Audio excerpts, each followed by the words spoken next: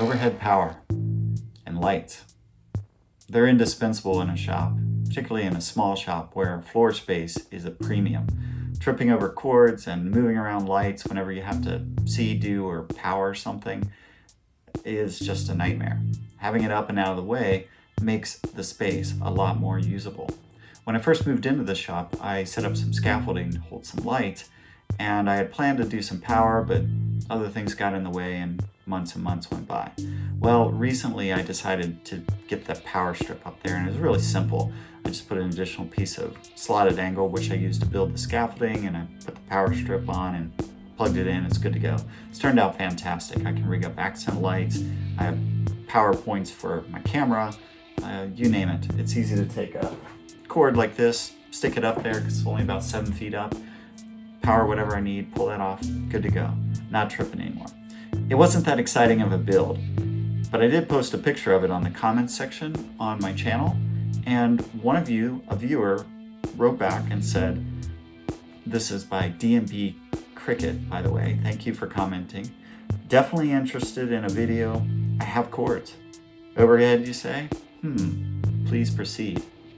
Well, D&B Cricket, let me show you what I did. Again, it's not that exciting.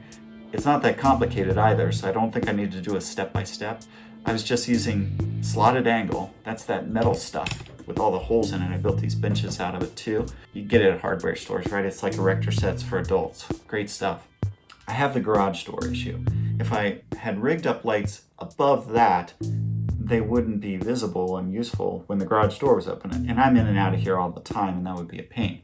So I rigged up the scaffolding, attaching it to the 2 rails of the garage door and connecting to a piece of slotted angle that I put on mount bolts on the ceiling that was connected to some of the other mounting hardware that was used for the garage door opener. I then connected my lights in a row here.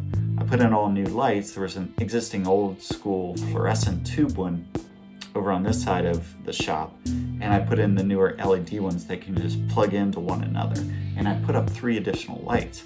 Well, the one right behind me was a bit of an issue too, and another reason I set up the scaffolding. You can see it's on a piece of slotted angle too. There's the light that goes this way, there's the rails, here's this light. The reason I did that, again, is because of the garage door. Check this out. Obviously, you can see why I did that. It allows me to have this light mounted horizontally here.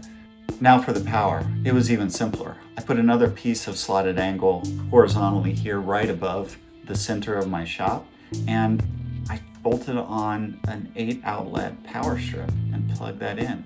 It was that simple. I then also mounted a couple of my accent lights up there, the red and blue ones that give this a little bit of ambiance. No big deal, right?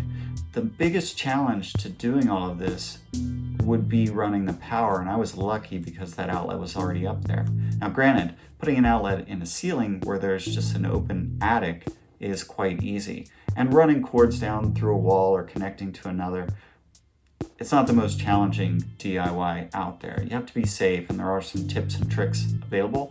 I'll share a few links to others that have posted video on how to do that.